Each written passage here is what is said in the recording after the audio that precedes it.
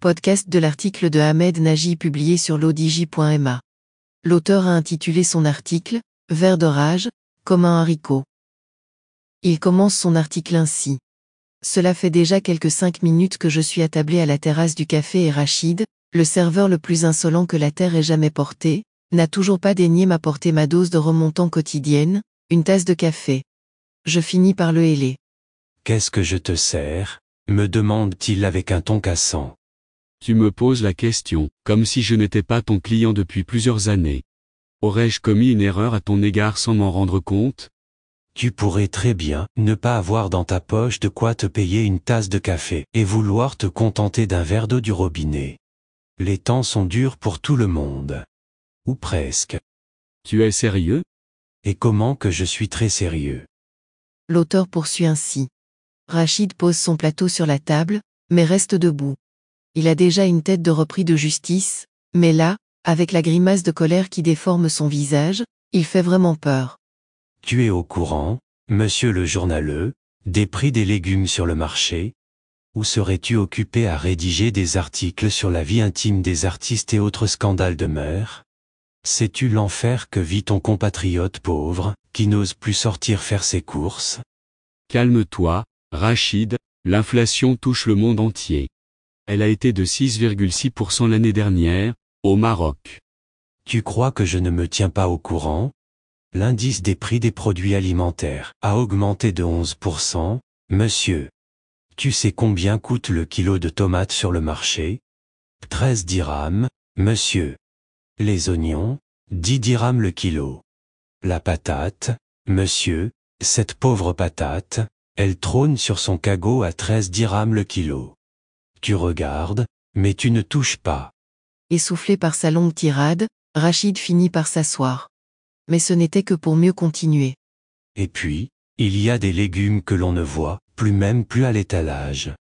J'ai demandé, hier, à mon voisin, qui est marchand de légumes, si je pouvais prendre une photo souvenir avec des haricots verts, que je puisse montrer à mes enfants quand ils grandiront, pour leur parler d'une époque où nous avions encore le droit de consommer ce légume produit chez nous, au Maroc.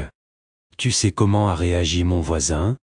Il m'a regardé de travers et dit qu'il ne l'apporte plus que sur commande, pour les quelques clients qui ont les moyens d'en acheter. Les haricots verts sont à plus de 30 dirhams le kilo, monsieur. Le plan Maroc vert a produit de l'or vert, hors de portée de la bourse du commun des mortels. La critique des politiques appliquées est à peine subtile, mais je décide de me faire l'avocat du diable.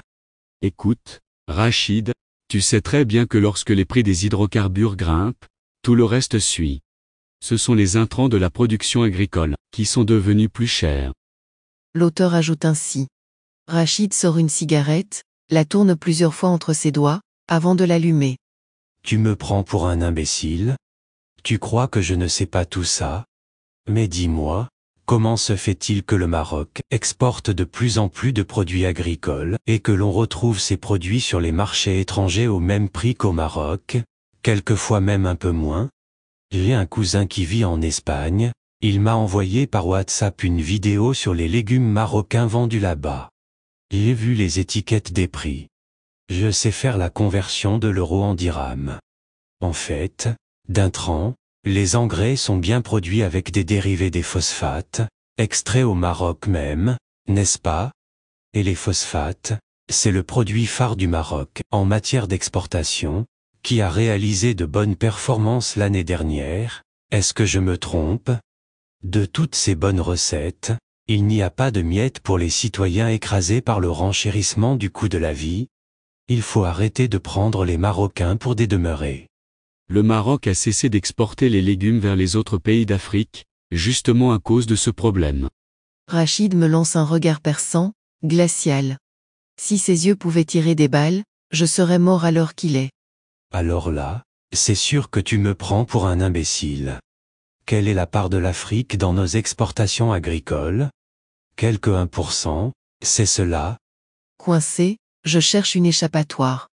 Les producteurs agricoles sont libres de vendre leurs produits où ils veulent pour maximiser leur marge bénéficiaire. C'est la loi du marché. La loi du marché prévoit-elle de louer des terres agricoles publiques à bas prix et des subventions pour les producteurs, pour que ces derniers exportent, en fin de compte, leur production? L'auteur conclut ainsi. J'abandonne ma tasse de café, de toute manière refroidie, je pose le prix de la consommation sur la table, agrémenté d'un bon pourboire, et je m'empresse de m'éclipser. Je tiens, enfin, le sujet de mon billet. Rédigé par Ahmed Nagy, élu par l'intelligence artificielle de l'ODJ Media. Merci d'avoir écouté ce podcast de l'ODJ Media, portail, mensuel connecté, web radio et web TV. N'oubliez pas de télécharger notre application l'ODJ mobile sur Android et de vous abonner à notre chaîne YouTube l'ODJ TV. Vous pouvez aussi nous suivre sur nos réseaux sociaux, Instagram, Facebook, TikTok, LinkedIn, Twitter.